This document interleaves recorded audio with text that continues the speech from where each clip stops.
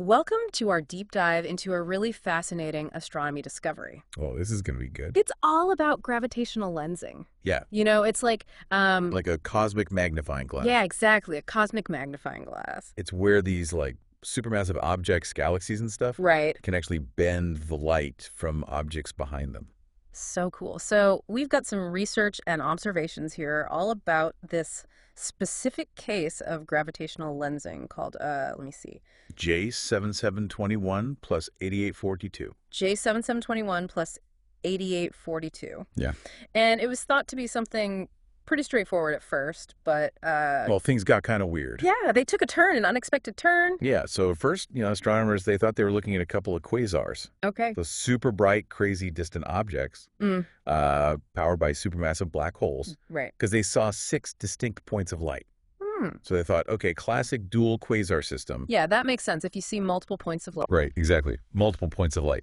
Going to be multiple objects, right? Right. So then what happened? What was the first clue that maybe this wasn't the whole picture? So one of the first clues came from looking at the light curves Yeah. of those 6 points of light. Light curves. Yeah. You know how astronomers track how the brightness of something changes over time? Uh-huh. That's a light curve. Okay. And they saw something really, really weird with these. What was it? Well, the light patterns from those 6 points, they were almost exactly the same. So like they were synchronized. Synchronized, Yeah. perfectly in sync. But wouldn't you expect to see, at least some differences if there were two different quasars? Yeah, that's what you'd expect, right? Right. But it gets weirder. Okay, now I'm really intrigued. They weren't exactly simultaneous. Oh. There was this teeny tiny time delay between them. So a tiny delay, but like perfectly matched patterns. Yeah, it was really strange. That's a huge red flag. So what did the scientists do to figure this out? To try and solve this mystery? Well, they needed something, something more powerful. Stronger. Yeah, exactly. And that's where the James Webb Space Telescope comes in, The JWST. the JWST. With its incredible sensitivity and resolution, they were able to see this faint red arc kind of lurking in the system. So this arc, like they couldn't see it before JWST. Nope, too faint for any of the telescopes to pick up. Gotcha. So how did this arc change how they understood the whole system? So they looked at the light from the arc, with spectroscopy. Right, to figure out its redshift. Yeah, exactly. To see how much its light has been stretched. Since the universe is expanding. You got it. Okay, so I'm guessing they were expecting to see that the arc had the same redshift as the second quasar, right?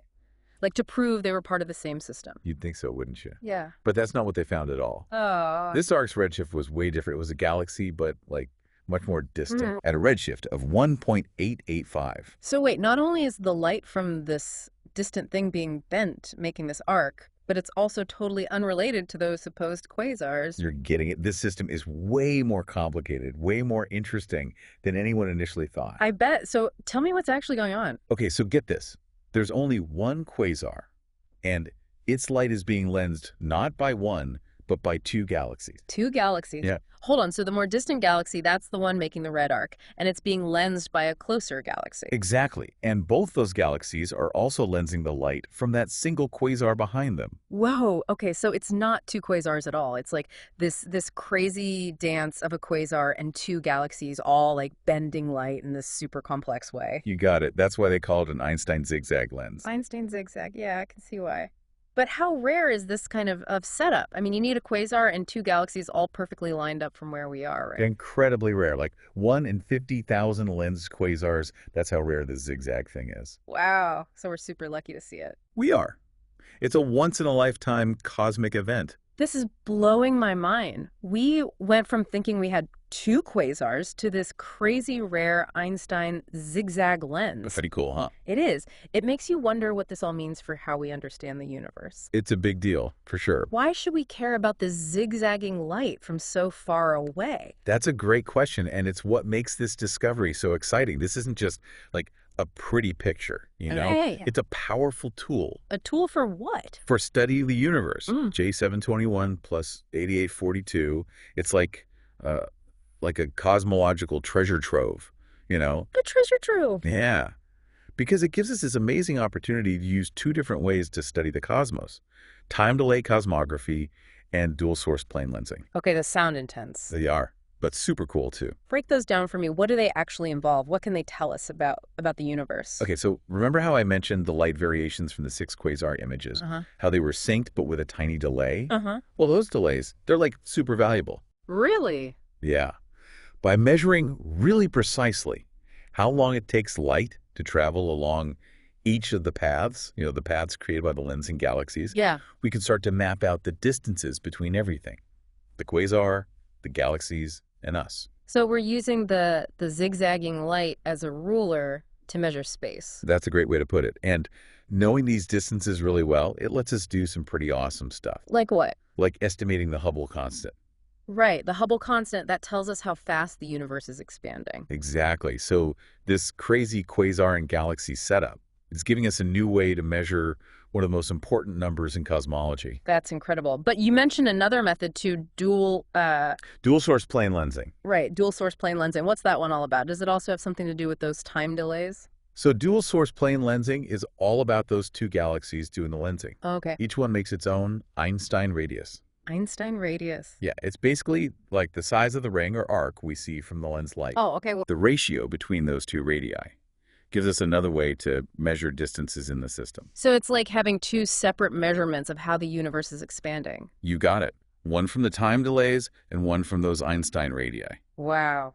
And we can combine them to get even better measurement. Exactly. Not just of the Hubble constant, but also of the dark energy equation of state parameter. The what? The dark energy equation of state parameter, which tells us about, well, the nature of dark energy. Right. Dark energy, the mysterious force making the universe's expansion speed up. You got it. This is so cool. We can learn so much from this one system. But I'm also really curious about that faraway galaxy, the one that's making the red arc. Yeah. You said its redshift is 1.885. So we're seeing it as it was like billions of years ago, right? That's right. We're looking back in time. Amazing. And there's something else interesting about this galaxy. It's what we call a quiescent galaxy. Quiescent. Yeah, it means it's not making stars anymore. Oh, so it's like a cosmic fossil, like it's frozen in time? Perfect way to put it. So we're getting this glimpse of what galaxies were like way back then. Exactly. And we don't see many of these big, quiet galaxies close to us. So finding one so far away is a big deal. Huge. It's like finding a missing piece of the puzzle. I see. So by studying it, like its size and what it's made of, we can test our ideas about how galaxies form and change over time. That's right. It helps us answer big questions, like how the first galaxies were born, how they got bigger, why some stopped making stars. This is getting more and more interesting. We've gone from like a simple double quasar to this rare lens, and now it's a key to understanding galaxies and even dark energy. It all connects. It's all part of the same story. Wow. And this is just the beginning. Oh, yeah, we're just getting started. Well, before we go any further, I think it's time to give our listeners a moment to, process all this. Good idea. This is a lot to take in, even for, astronomy fans like us. Definitely. It's mind-blowing stuff. When we come back, we'll dive even deeper into what this discovery means and what it tells us about, the big picture of the universe. Can't wait. Stay tuned. Welcome back. So before the break, we were talking about how this discovery gives us these two amazing tools. Time delay cosmography and dual source plane lensing, yeah. Right, time delay cosmography and dual source plane lensing to study the universe's expansion and dark energy. Powerful stuff. But they sound pretty complex. Oh, yeah, they are. Are there any challenges or uncertainties in using them to get accurate measurements? You're right. There are always challenges in science, especially when you're dealing with something as massive and complex as, well, the entire universe. One of the main challenges with time delay cosmography is this thing called the mass sheet degeneracy. Mass sheet degeneracy. Yeah. That sounds kind of scary. What is that exactly? It's a bit of a mouthful, but it's not as complicated as it sounds. Yeah. It basically means that how mass is spread out in and around those lensing galaxies can actually affect the time delays we measure. Okay. It's like, imagine you're trying to weigh a cat, but it's on a trampoline. On a trampoline. Yeah. Yeah. That bouncy surface is going to mess with your measurement. Right? Yeah, I can see that being a problem. Exactly. So if there's extra mass we haven't accounted for, it could throw off our distance calculations and then our estimates of, well, everything, like the Hubble constant. You got it. Oh, no. So are we stuck? Is this a dead end? Not necessarily. This is where that double lensing in J1721 plus 8842 is actually a good thing. Having two source planes, the quasar and that faraway galaxy, in those 6 time delays we measured, it could help us get around this degeneracy problem. So it's like having multiple viewpoints of the same scene. Yeah, like that. And that helps us build a more accurate model. Exactly. More information, better models, fewer uncertainties. Makes sense. So speaking of that distant galaxy, the one making the red arc. The quiescent galaxy. Right, the quiescent galaxy.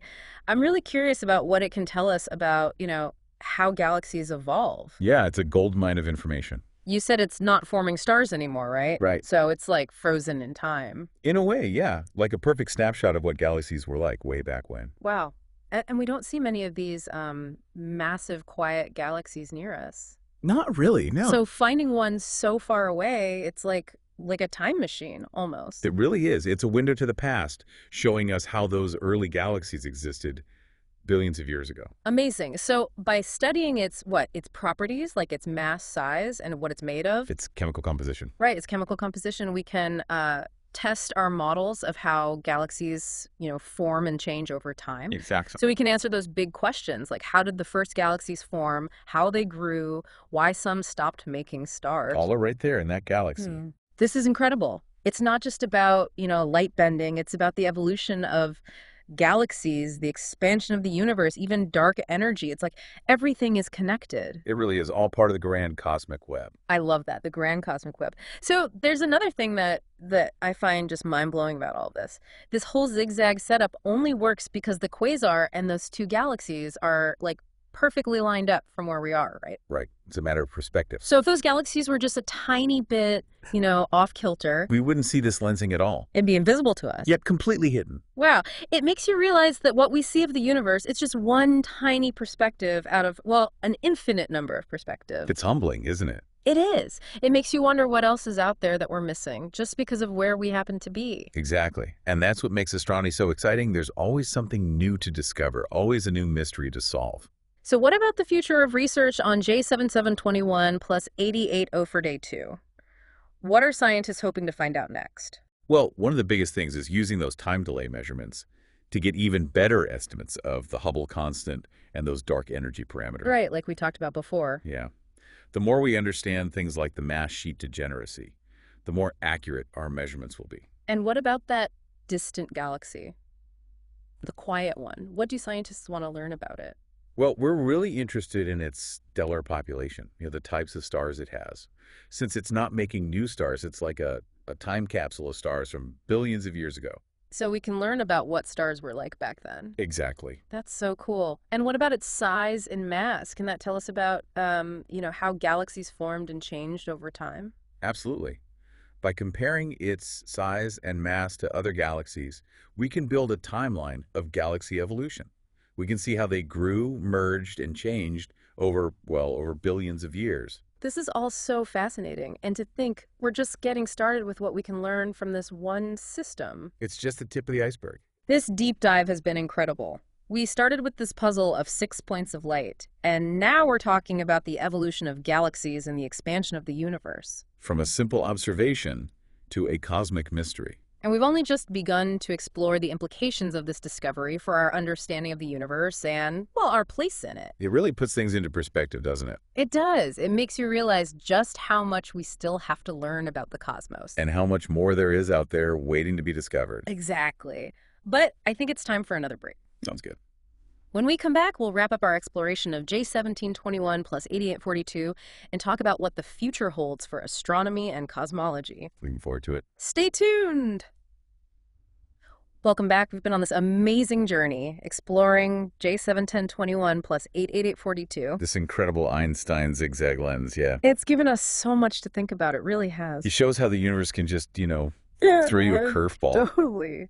And how something that seems simple at first can be so incredibly complex and lead to these big, mind-blowing insights. All about perspective and being open to the unexpected. What really struck me is this whole discovery happened because scientists were willing to, question what they thought they knew. Yeah, they didn't just take the easy answer. They saw those 6 points of light and were like, okay, 2 quasars, done. Case closed. But they didn't stop there. They kept, digging. Analyzing the data, looking for those subtle hints. And they ended up finding something way more remarkable. They're very interesting, for sure. It makes you think, what other cosmic mysteries are out there just waiting for us to, To uncover them? yeah, to uncover them if we just, keep an open mind. That's the key, isn't it? Curiosity and an open mind. Totally. What seemingly simple thing, what little, blip in the data. It'll be the next big breakthrough. Exactly. It could unlock this whole new understanding of, well, everything.